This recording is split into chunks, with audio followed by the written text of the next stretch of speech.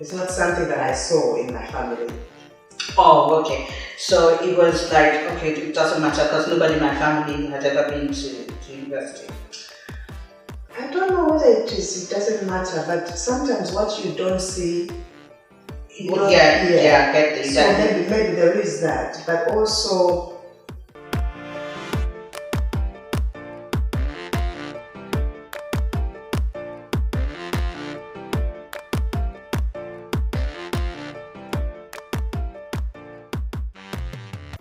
Hi Thandi, how are you today? I'm good, Evelyn. How are you? I'm fine. I'm just going to ask you some questions. They may be random, funny, or embarrassing.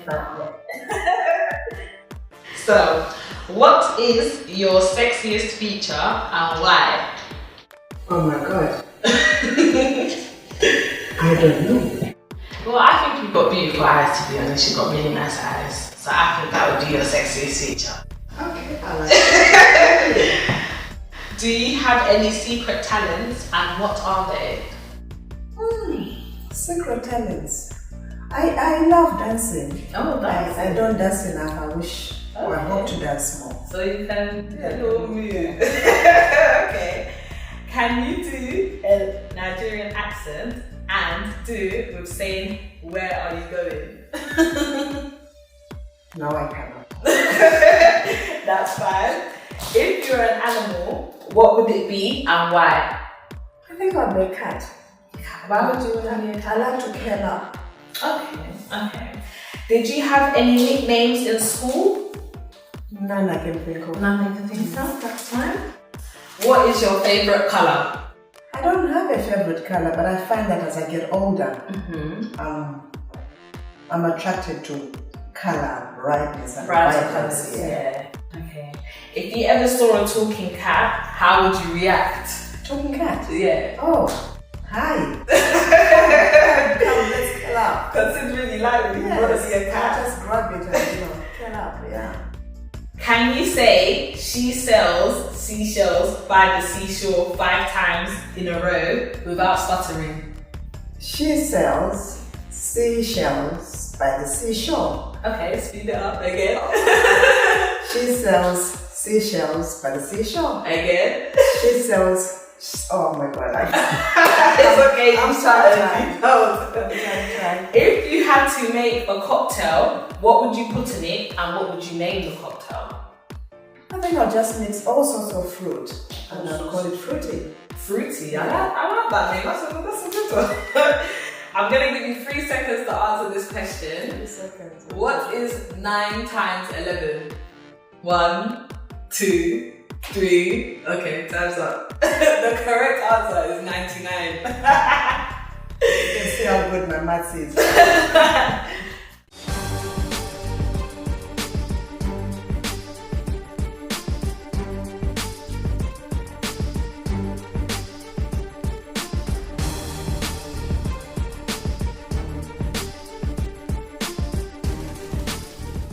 Hello and welcome to the JustEve show. It's that time again where we do what we do best, and that's talking to our special guests that we have on the show. All our guests are special, but we have someone here who's very dear to my heart, and her story is very touching, very inspiring. Join me as we welcome Thandi to the JustEve show. Welcome, Thandi. Good to have you. It's good to be here. I like your eyes for some reason. I know you were saying that you were a bit tired, but it doesn't look like that. Oh God, I'm shattered. I had to leave the house at 5 o'clock yesterday to get Birmingham for an event. Oh. And I had to carry this big case and then bring it back all the way back to London. Okay. You're here now. Okay, let's do this. We'll start from the beginning. What were your growing up years like? What were my growing up years like? Where were you born? Sibling life, and all of that.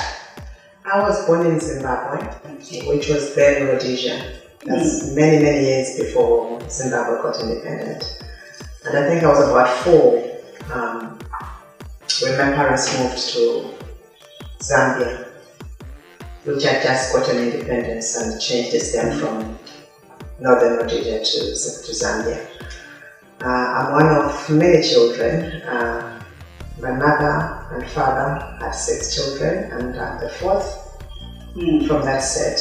But I have other siblings from my father's side. Okay, that's so your father had another wife? Yes, I come from a polygamous family. Okay, so how did you all get along well? Do you still get along? Like many families, if not all families, we have our own dynamics. Yeah. Okay, so what schools did you go to? How was that school life for you back then? I went to a school, my primary school is called North Mid Primary School, which was quite a long distance from where we lived. We lived in what I can call a shanty compound, but my parents had high aspirations for their children, and they sought schools that were quite far from our living, environment. We went to schools that my parents felt would offer us better opportunities for life, and I think it kind of grounded me in a very positive sense. No, that's a good thing to know. So it wasn't a situation where you like, oh well, I have to go this far to go to school. You were, because I'll tell you about myself. I was extremely happy to go away from home. Once it was time to go to school, I would be the happiest human being, and it was because of, okay, I'm in school. My mom's not going to tell me to go and do the dishes. My dad's not going to tell me to do this. I'm kind of at liberty. Were you happy to be away from home? Well, I didn't see it, or I don't see it, or I didn't think about it in that way, because I had a privileged childhood. Okay.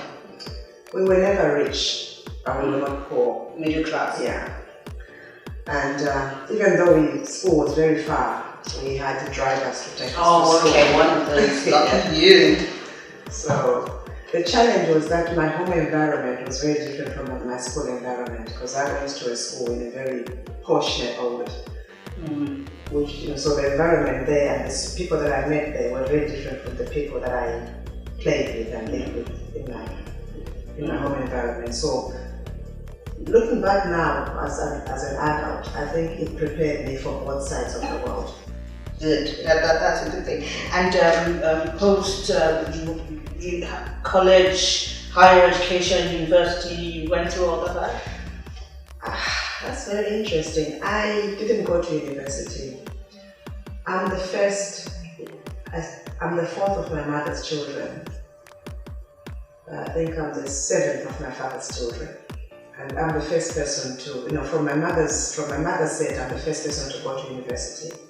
And that didn't happen until I was 43. I got my degree at 43, way past my childhood days. And I think part of the reason I didn't go to university then, because it's not something that I aspired to. It's not something that I saw in my family. Oh, okay. So it was like, okay, it doesn't matter because nobody in my family had ever been to university.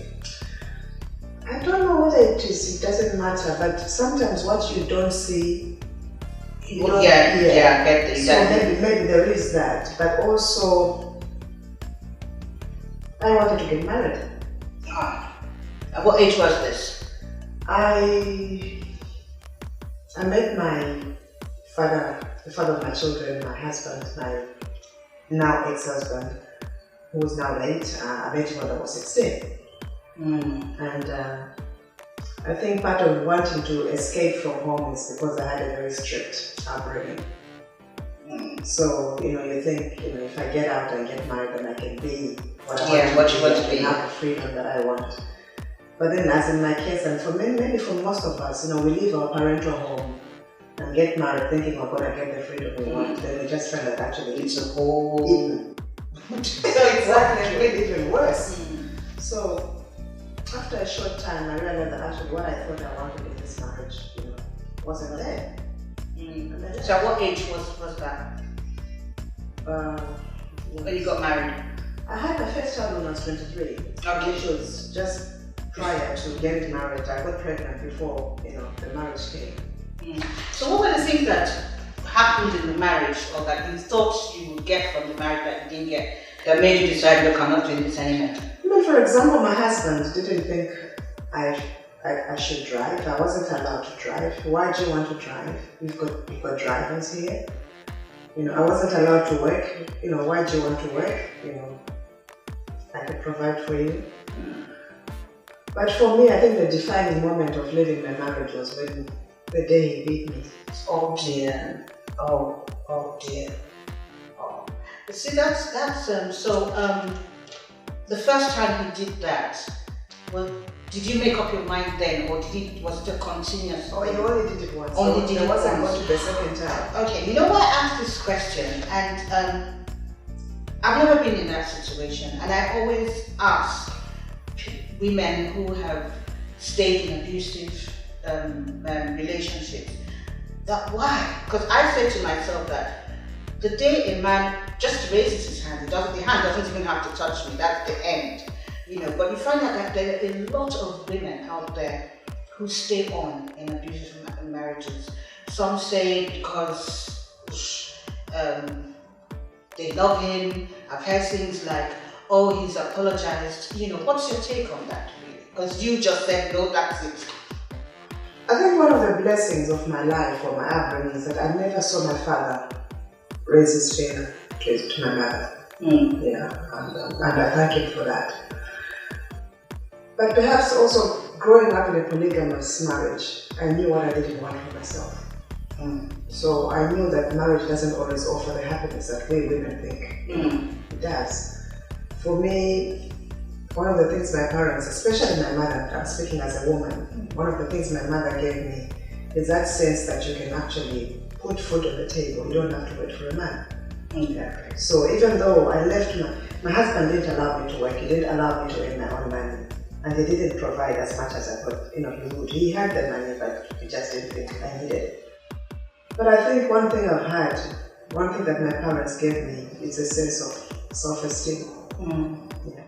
Good on you. And now you decided, okay, I'm done with this, I'm leaving. Did you leave with your children or did you? No, I ran away in the middle of the night, half naked. Oh dear.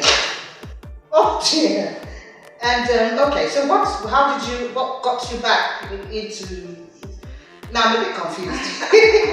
Yeah, now please forgive me. Let's unfold it. Yes. You left in the middle of the night. Where did you go to? Parents' house? I ran to my sister's, which is way past my mother's house. Okay, you want to go back and say, go back to parents' I think it was not so much that.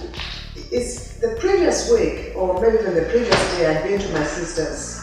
I'd woken up in the morning, packed a little bag, strapped my younger child, in my bag, taken my older one's hand, and gone to my sister's and said, I've left.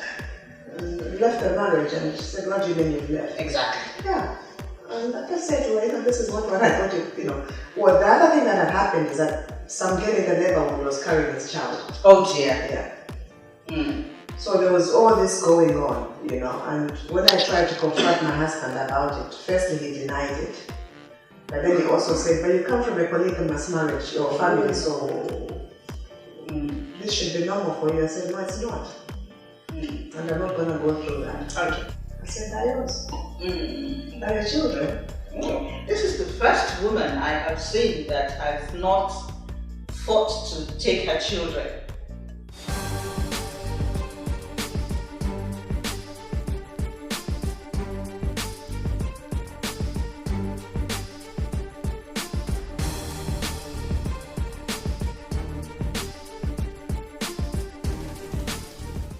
Welcome back. If you're just joining us, this is the JustEve show. I have a good friend of mine today as our guest on the show, Thandi, who's telling us about her wonderful life, her experiences, her journey, and all of that. Before the break, we're talking about you arriving at your sister's place in the night and saying to your sister, "I've left my marriage." And so, what did she say? Did she ask about your kids? Did you leave your kids there and all of that? No, this time I didn't even have to tell her anything because she knew. Because when she came to the gate and she saw the state of me, she knew that something had gone wrong. So all she was interested in is I got it. Yes. And got me in the house. Yeah. So when did you go back for your kids, or you didn't? I never. Oh, you didn't. Ooh. So okay, you didn't go back for them. Were you in touch with them after that? Well, firstly, I knew that the kids were safe with their father. Okay. Yeah. in spite of everything else, I think he's a good dad. And he was a good dad. He's since passed away. Okay. Oh, so resting. Okay, now you're here in the UK. What made you come here? The following day, he arrived at my sister's. He must have known where exactly I was gone. So he, quite predictable, aren't you? Yeah, so he came with his people and he says, I've come for my property. Okay. Literally, that was the word he used. I've come for his property. Yeah, translated from, a local language. And the long and short of the story is that I told him I wasn't going back. Yeah. And he said to me, if you don't come back, you won't see the children. I said, adios. Are your children? This is the first woman I have seen that has not fought to take her children. I don't mean it in a bad way, but it's like, okay, from where I'm sitting, it's like I come first. And that happens to me as well. I always say that I am my first priority, because if I'm not okay with myself, I cannot show any love to any children or to anybody for that matter. So that's the way. That's how I am seeing you right here. Okay, so you now said okay, you can have the children, and then you now said, is it that from then on you started to plan that okay, I'm leaving this country? Well, I didn't like the argument he was using for me to come back. Let me come back because you feel apologetic, or because let's talk about that. But don't say to me, if you don't come back, you won't get the children. I didn't have the children when you met me, so it's not about the children.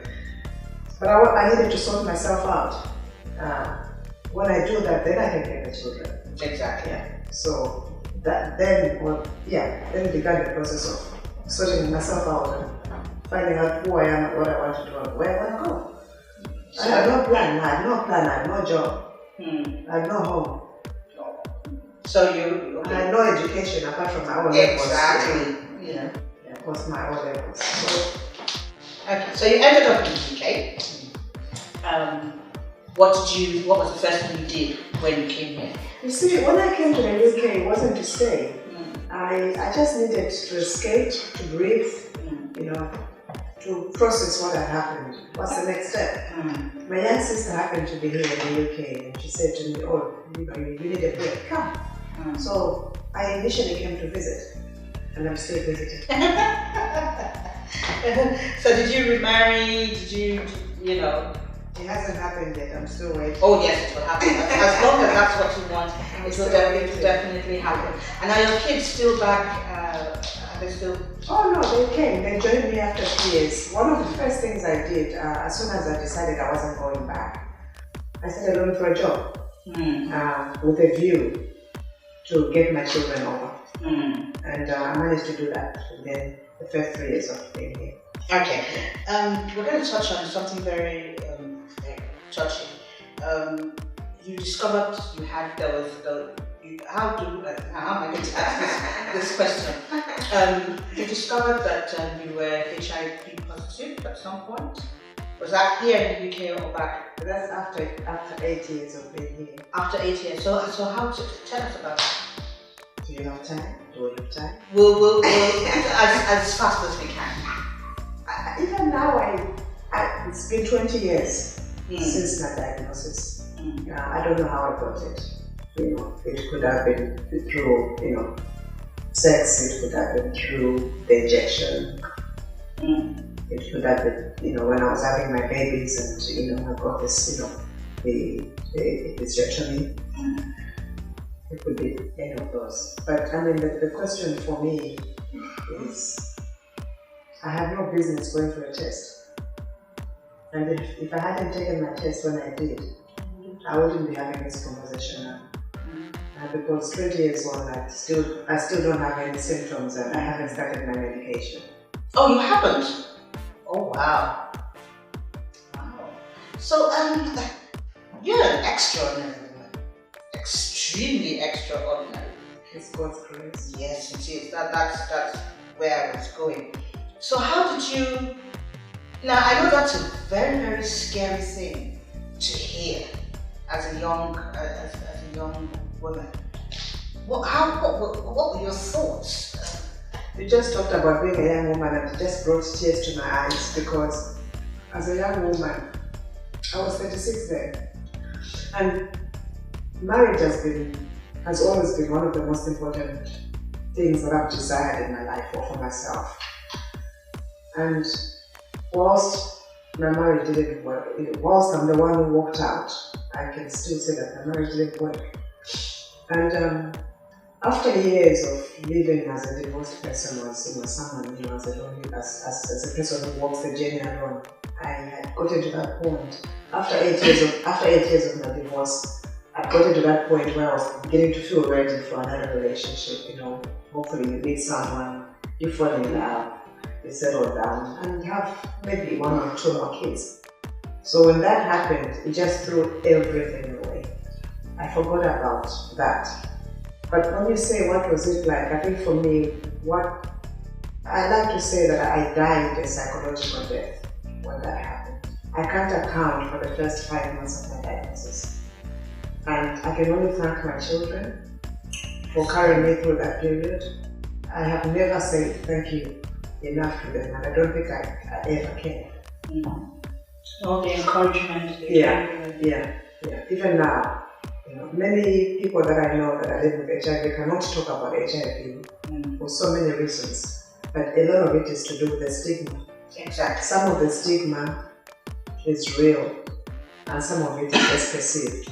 Yeah, but I've been able to walk my journey openly because of the support of my children, the support of my family, the support of my friends. Yeah, but after that 5 months of zonking out or dying psychologically, an awakening happened. And I had to redefine myself. I had to ask myself, who am I? What is my life about? Is this it? And if I'm gonna live another day, another 2 days, how do I want to live? And I had to go back to the drawing board and find out who I am. Not this body, but the spiritual side of who I am. That's an awesome thing. So you were able to, pick yourself up, if perhaps use that word, and you've gone on to do great things, fantastic things. Tell us a bit some of the things that you gotten up to after that. You see, the thing is, I don't know what I've done, because one of the gifts of my life is that almost everything that I've done things from the heart. That's the thing.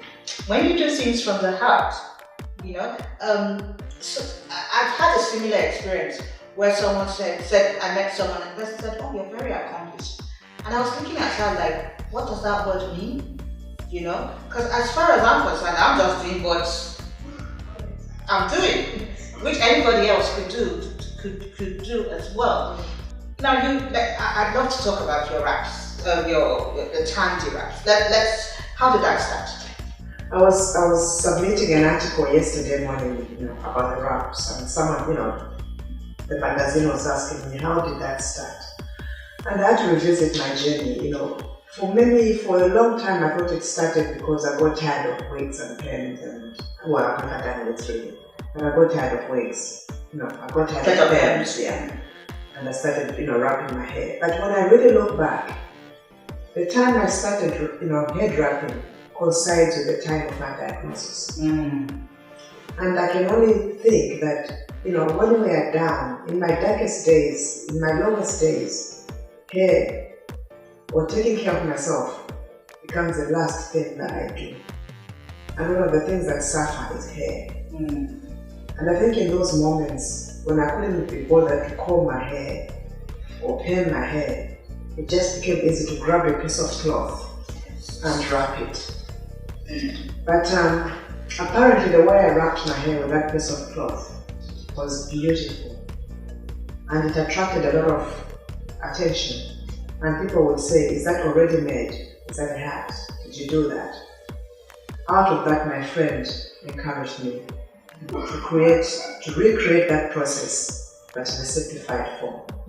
That was the death of Thandi wrap. Okay, and I'm being told that I have to wind up. I want to go on, but just one last question quickly. Please just give me one last question. At the time you started these raps, did you feel that? What was the first time that you said, okay, people are liking these raps. I should go commercial. Was it? I never thought about it. You never did? Until my friend Mosu. Oh. Yeah. Oh, wow. Pushed me to do it. Oh, In fact, I like to joke and say, I like to say she wanted me to do it. And that's one of the greatest gifts that anyone could have given me. Yeah. You see, now your journey is like at your lowest point was where you discovered your calling. Yeah. So thank God for that. When we go through things in life, our lowest moments were like, oh, why is this happening to me? Why is that happening to me? Not knowing, when you look back, you say, oh, this is the reason why, such happens. Unfortunately, we have to go. We're going to have to come back, because there's a lot more that we're going to have to do. But please look into that camera for me, this one here, and just say something to our viewers that would inspire them. I think I was writing about this morning that, they say that most of the things we're looking for is on the other side of fear. And if we can give ourselves the permission and the courage to work through our fear, we just might be surprised at who we can become. Oh, thank you. That was very nice.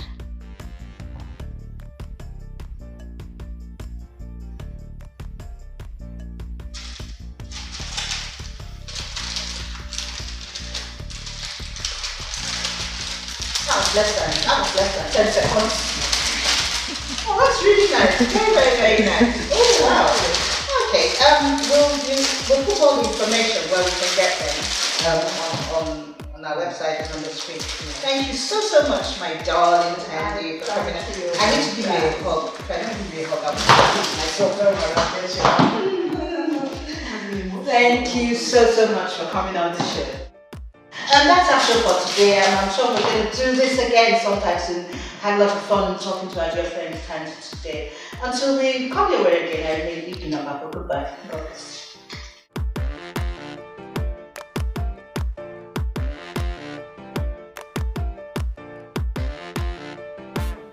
I always had an interest in. I could have gone to university studying law and all these other things. That's the African. Of course. It's either you're a lawyer, doctor, an engineer, or you do well.